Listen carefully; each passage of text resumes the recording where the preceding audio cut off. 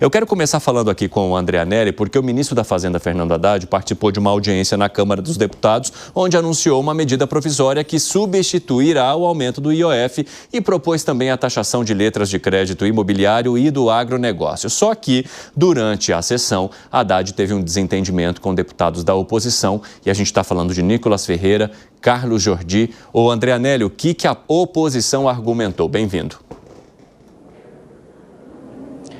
Obrigado, Evandro. Muito boa tarde a você e a todos aqui no 3 em 1 da Jovem Pan. Foram diversas críticas direcionadas ao ministro da Fazenda, Fernando Haddad, em especial de autoria, então, essas críticas dos deputados Carlos Jordi, ele que é líder da oposição aqui na Câmara dos Deputados, é líder também no sentido de fazer com que influencie os outros parlamentares nesse sentido, e um outro expoente da oposição, que é justamente o deputado federal Nicolas Ferreira. Então, esses dois parlamentares foram os principais protagonistas de uma troca de acusações, troca de insultos e que terminou então em bate-boca em uma comissão aqui no Congresso Nacional. O ministro da Fazenda, Fernando Haddad, estava aqui para apresentar medidas alternativas ao IOF, ao Imposto sobre Operações Financeiras, que na semana retrasada, por meio de decreto, foi aumentado pelo governo federal, principalmente para compra de moeda estrangeira, também para lançamento de recursos no exterior, previdência privada, e isso pegou muito mal, não só aqui no Congresso Nacional, mas também com a iniciativa privada. E diante disso, foi dado aquele prazo que a gente já falou bastante aqui na Jovem Pan, de 10 dias para que o ministro apresentasse alternativas. O ministro chegou a afirmar que não precisava desse tempo, aguardava apenas o presidente Lula voltar da viagem da França, o que já ocorreu, para a partir de então apresentar essas alternativas pedidas pelo Congresso Nacional. Só que enquanto o ministro fazia a apresentação dessas medidas, na participação de uma comissão do Congresso Nacional, houve troca de acusações. O ministro Fernando Haddad ficou irritado com o comportamento dos parlamentares oposicionistas, chegou a se referir como molecagem e em seguida houve então uma troca de acusações, mas a gente confere primeiro a fala do ministro da Fazenda, Fernando Haddad, nesse sentido. Agora aparecem aí dois deputados, fazem as perguntas e correm do debate. Acabaram de falar aí e o Nicolas sumiu, é só para aparecer. Quer dizer, a pessoa fala, olha, agora eu tenho maturidade, eu não sou mais aquele personagem, agora eu sou um deputado para valer. Vou falar sério com o senhor. É um pouco de molecagem, sabe? Isso não é bom para a democracia. Então, já que eles não estão aqui, quem sabe vocês mandem o recado para o Nicolas e para o Jordi, aprender um pouco das contas públicas brasileiras. Vamos começar a falar sério aqui. E o ministro acabou nem expondo tudo aquilo que ele deveria expor, no sentido de apresentar as alternativas ao aumento do imposto sobre operações financeiras, uma vez que instalou-se um clima de bate-boca generalizado na comissão e que acabou então impossibilitando o andamento dos trabalhos. Evandro. Obrigado pelas informações. Agora, o Anelli, Haddad ainda afirmou que a economia brasileira pode continuar crescendo acima da média mundial e que o Brasil vai recuperar o grau de investimento. Deu essa garantia? Deu essa garantia sim, Evandro, embora houvesse aquele sentimento de desconfiança, de ceticismo, principalmente junto aos parlamentares da oposição, que acabaram não acreditando muito nessas declarações, uma vez que a participação de Haddad aqui no Congresso Nacional, nas comissões, acabou sendo marcada por críticas e acusações de que o governo gasta muito. O ministro da Fazenda, Fernando Haddad, falou também em uma alternativa para a arrecadação que a gente confere agora. São 41 bilhões de renúncia fiscal nos títulos isentos. 41 bilhões. É mais do que o seguro-desemprego inteiro. É 3 farmácias popular. Do que nós estamos falando? É o tamanho do PAC. Então, se nós tivermos boa vontade com esse país, abertura de espírito, nós vamos chegar à conclusão do que tem que ser feito. Às vezes as medidas são difíceis de serem tomadas. Nesse sentido, então, o ministro voltou a defender o fim de isenções fiscais, que, de acordo com a própria pasta da Fazenda, ultrapassam os 800 bilhões de reais e que deveriam ser revistos, então, por parte do governo federal, mas existe uma resistência aqui pelo Congresso Nacional.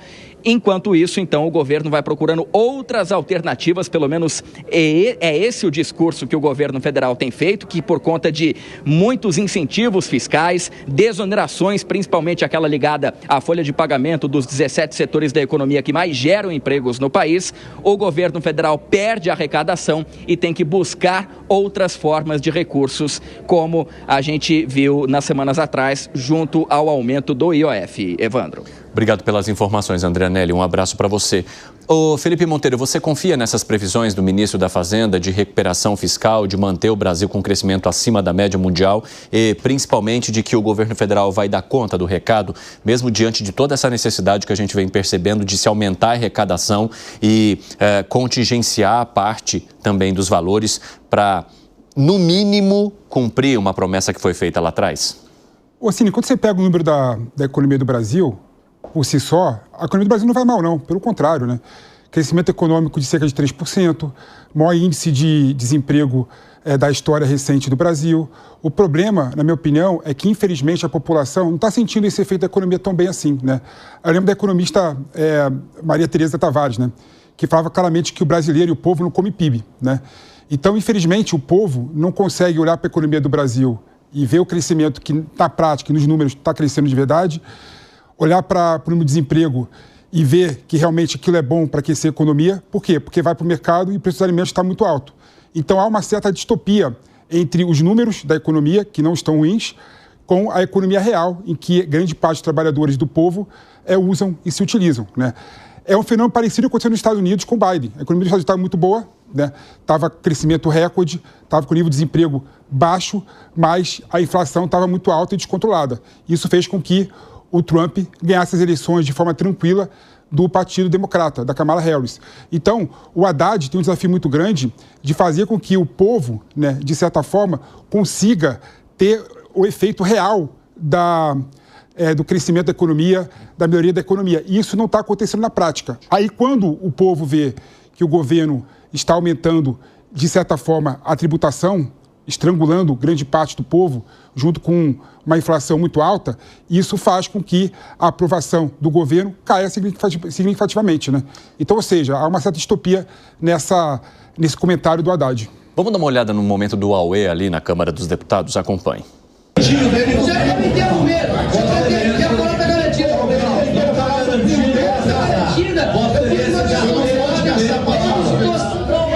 Vossa Excelência, deputado, já teve o tempo de fala. Se você tem a questão de ordem, anuncie a questão de ordem. Se vocês não for anunciar a questão de ordem, você pode passar a palavra. O senhor não vai falar, o deputado não vai falar no berro aqui. Calma, calma, vocês não é melhor. Senhor presidente, você tem que garantir a questão de ordem.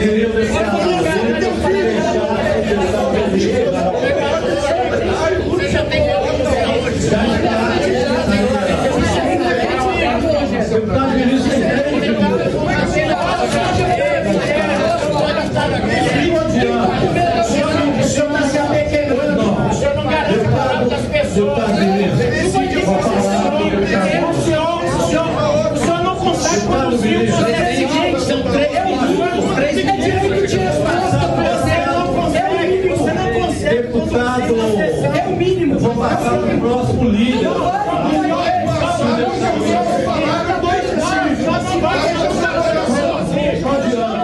Bom, depois dessa confusão, a sessão foi encerrada, acabou que as explicações ou o restante delas acabou nem sendo dada e logo depois que o ministro da Fazenda, Fernando Haddad, chamou de molecagem a atitude de parte da bancada da oposição, que fez um questionamento e no momento da resposta deixou ali o local, Carlos Jordi voltou à bancada e mencionou que o ministro da Fazenda é que era moleque ao tomar as atitudes que está tomando à frente da economia do país e disse que ali ele é apenas um ministro e que ele tem que respeitar o parlamento. Como é que você avalia essa confusão que mais atrapalha, digamos, a conclusão, né, ou a compreensão daquilo que é necessário do que, de fato, entender o que o governo está pensando. Porque a crítica da oposição ela tem um motivo, o fato de o governo propor apenas arrecadação e não trazer nenhum tipo de proposta que leve ao corte de gastos para além do contingenciamento que já foi anunciado. Alangani. Olha só, Evandro, de alguma maneira demonstra uma insatisfação da população com o aumento de impostos, né?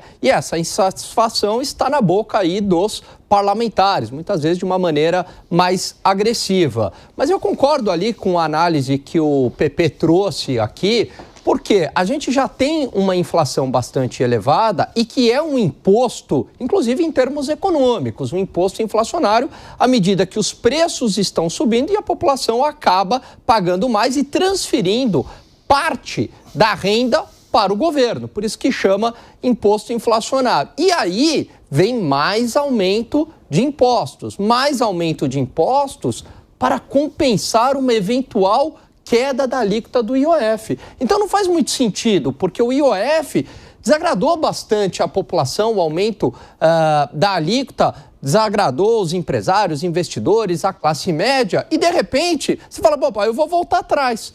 Só que eu voltar atrás, todo mundo esperava que seria medidas de contenção de gastos, mas não, eu vou voltar atrás tributando mais, né? Nem que sejam aí títulos de renda fixa. Por isso que vai gerando esse tipo de insatisfação, porque não há, novamente, Evandro, nenhuma medida focada no corte de gastos. Fica muito claro que é só na arrecadação. O PP já olhou meio atravessado ali para você, mas antes de passar a palavra para ele, eu quero te ouvir, Gustavo Segré. Se você tivesse uma proposta dizendo as contas não estão bem, então vamos trabalhar assim, nós precisamos trabalhar para aumentar a arrecadação, mas nós faremos também a nossa parte, vamos diminuir o gasto. Aí tudo bem. Então, o sacrifício seria compartilhado. Concordo com o PP na questão de que não está chegando na ponta, na base da sociedade, esse crescimento no bolso.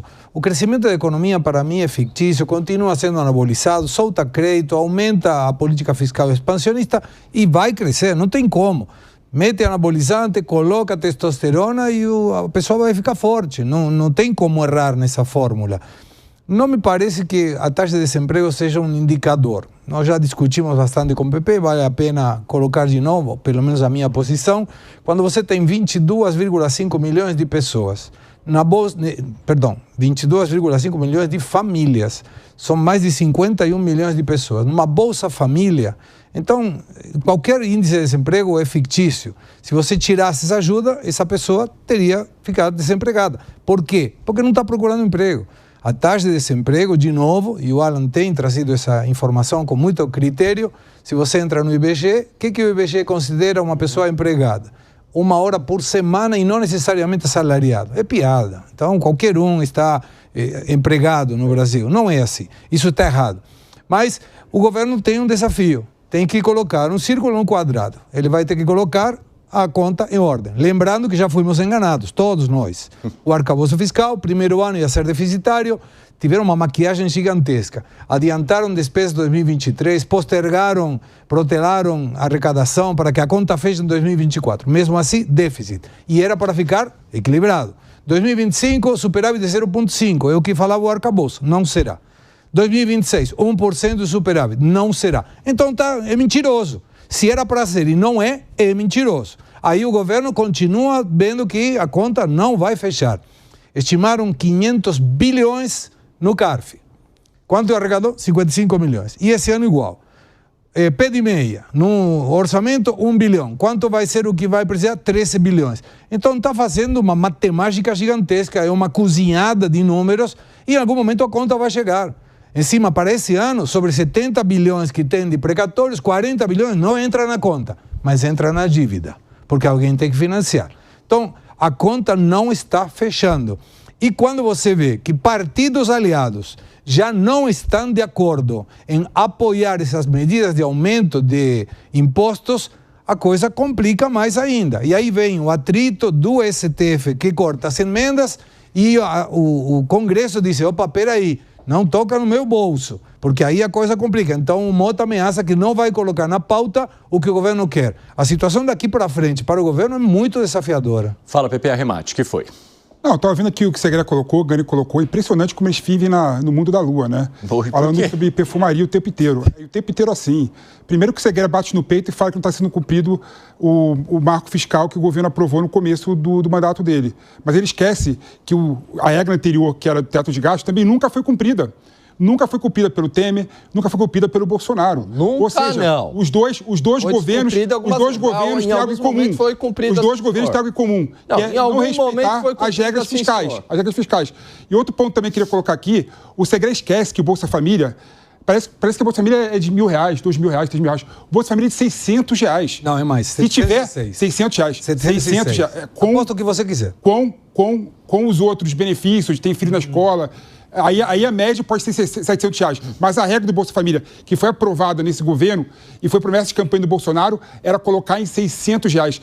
Quem trocaria um emprego para ganhar R$1.500, o salário mínimo, por R$600? Todo mundo. Todo mundo. Então essa balela dizendo que o povo não procura emprego porque gosta de receber Bolsa Família e ganhar R$600, não sobrevive a uma análise fática e lógica da situação. Aí o Gani coloca, vamos cortar gasto. Parece papagaio. Vamos cortar gasto, vamos cortar despesa, vamos cortar gasto. Ele esquece que eu te fale os que 90%... Eu faço questão... Diga. 90% das despesas do Brasil são vinculadas. Ou seja, tem pouca margem para o governo... Quem vinculou? Boa. Pouca margem para o governo cortar gasto de despesa. Não, de fato, eu falei aqui cortar gasto, mas vários programas eu já pontuei quais gastos deveriam ser cortados. Então eu falo para você um deles aqui, né? Impopular, inclusive. Vamos desvincular os gastos com saúde e educação das receitas da União. Como foi feito no Temer, reforma aprovada no governo Temer e que continuou durante o governo Bolsonaro. Sabe por quê, Pepe? Porque ao vincular, não necessariamente porque o gasto é com saúde que educação, que é um gasto bem-vindo. Você tem escola que não tem mais para onde gastar e fica fazendo quadra e lanchonete. Então vai se tornar explosivo, porque o dinheiro não nasce em árvore. Porque a conta não fecha. Vamos cortar gasto previdenciário também. Porque a reforma previdenciária, Pepe, ela precisa ser rediscutida novamente, até porque a economia de 800 bilhões de reais, ela foi comida pela pandemia. Vamos fazer uma reforma administrativa cortando todos os privilégios da máquina pública. Então, não é que eu estou repetindo aqui a corte de gasto como se fosse um mantra. Eu estou, Pepe, discriminando quais são os gastos a serem cortados. Tá bom pra você? Não, tá péssimo, cara. Nada a ver uma coisa com a outra. Não, tá aqui, eu te dou os argumentos. Tá péssimo. Tá bom, assim, se o Brasil quiser ter educação da França, tem que gastar na educação como a França gasta. O Brasil já gasta em educação na média dos países do OCDE. Desculpa, não é verdade. Quando você proporcionalmente ao PIB? Aí sim, proporcionalmente ao PIB. Mas quando você pega, por exemplo, quanto que ele gasta per capita por aluno, é 3 vezes menor. É 3 vezes menor. A França gasta $9.000 por aluno. O Brasil gasta $3.000 por aluno. Ou seja... O problema é de gestão, e olha a solução simplista, simplista não, simplória, que o Gani coloca aqui. Corta gasto da educação. Pelo amor de Deus, Gani. Não, desvincula gastos da educação com receitas da União. Porque vai se tornando explosivo. Porque no seu mundo, Pepe, o orçamento é ilimitado. Esse é o grande problema. Eu parto de uma premissa que o orçamento é limitado, não tem dinheiro para todo mundo. Então a gente tem que fazer escolhas. Temos que definir prioridades. Mas no seu mundo, o dinheiro é infinito. Dá para ter dinheiro a rodo na saúde, dá para ter dinheiro a rodo na educação, dá para ter pro Bolsa Família. Aí é fácil. Né? Nesse mundo de ilusão é fácil. Você vê alguma forma do Brasil crescer, se desenvolver sem ser para a educação? O problema é que você quer que o Brasil vire o poderio dos Estados Unidos e de outros países. Né? Eu quero que o Brasil se desenvolva. Não, e não tem outra forma que não seja por meio... uma intenção que não é verdadeira. Não tem outra forma que não seja por meio da educação. Eu sou absolutamente fã de gastos com educação, com gestão de educação. Mas você precisa cortar em outras áreas. Eu falo em corte de gasto, você esperneia, pô. Então corta a educação que você colocou como corte de gasto. Qual outra área você corta? Desvinculação dos gastos com educação com receitas da União, senão se torna explosivo. Né? Então sobe a receita, sobe automaticamente o gasto com educação. Isso não faz sentido, isso engessa o orçamento. Então dá para sim ter... Primeiro, sabe o que falta, Pepe? Um plano real fiscal. Sabe o que seria isso? Um diagnóstico. Vamos chamar os melhores especialistas em contas públicas aqui do Brasil. Então tem lá o Marcos Mendes do INSPER, tem o Mansueto, tem o Felipe Salto que o Piperno vive citando. Chama esse pessoal e vamos fazer aqui um estudo dos gargalos, como foi feito a pedido do ministro Joaquim Levy, ainda no governo Dilma II. Ele pediu para o Banco Mundial fazer um diagnóstico. Evandro, na época, foi levantado o que dava para cortar. Sabe quanto, na época, em 2015, sabe quanto que dava para cortar? 300 bilhões de reais. Do orçamento que é discricionário, Isso né? É pouca. 300 bi na época, não. Já fizeram esse valor corrigido. Já fizeram esse valor corrigido a valores de hoje, ô PP, seria algo de 800 bilhões de reais. É uma reforma da Previdência. Então, tem sim uma série de ineficiências e dá para cortar. Agora, eu falo em corte de gasto, você tem um ataque cardíaco? Tira os subsídios que são colocados indevidamente, que distorcem o mercado, chega a 800 bilhões de reais. Ou seja, por aí talvez resolveria o problema do tal déficit fiscal que vocês tentaram nessa palavra, né? Déficit fiscal zero, déficit fiscal zero, déficit fiscal zero, equilíbrio fiscal, equilíbrio fiscal, equilíbrio fiscal. Mas não tem outra forma do Brasil pagar a conta. Não, tem um ponto interessante, velho. Sabe qual é o ponto interessante? Fala. Sabe quanto é que o Brasil, o maior gasto que o Brasil Vamos lá, senhores. tem, sabe qual que é? Pagamento dos juros da dívida. Com o Banco Porque Central, se endividou muito no passado. Com o Banco Central, com essa taxa de juros absurda de 15%, é 1 trilhão. É 1 trilhão por ano. Ao contrário do que ele coloca aqui. É muito gastar 200 bilhões em educação. Que isso, pelo amor de Deus. O banqueiro do Banco Central. Tem que se endividar, o PP. O banqueiro do Banco Central. Coloca como se o banqueiro do Banco Central. Como se os juros fossem uma imposição. Na verdade, os juros é elevado e paga-se muito juros, porque o governo se endividou muito historicamente. É uma consequência. Segredo, vai lá, por favor. Não, parece a molecada de um e do outro lado. Pô, eu não consigo nem dar uma pitada nessa coisa toda. Mas molecada. Quando você se endivida, é porque você precisou se financiar. E se você precisou se financiar, é porque tinha déficit. Senão, ninguém com superávit se financia. Não precisa. Ao contrário, com superávit paga juros da dívida. Vai diminuindo. Mas o Banco Central também coloca a taxa de juros por que alta? Porque o governo está colocando o acelerador na motocicleta e o Banco Central está brecando. Pode passar na outra, não tem? Não, eu quero só falar também com o Zé Maria Trindade, que já está conosco. Zé, seja muito bem-vindo, uma ótima tarde para você. Gostaria que você analisasse essa pressão que a oposição tem feito sobre o ministro da Fazenda e o governo federal por alternativas que não remetam ao aumento de impostos, mas também ao que eles chamam de corte de gastos e que o PP estava justamente puxando a discussão com o nosso amigo Alan Gani. Fale, meu amigo, bem-vindo. Muito obrigado. É bom estar aqui entre bons. Olha, esse debate está fora do equilíbrio, né?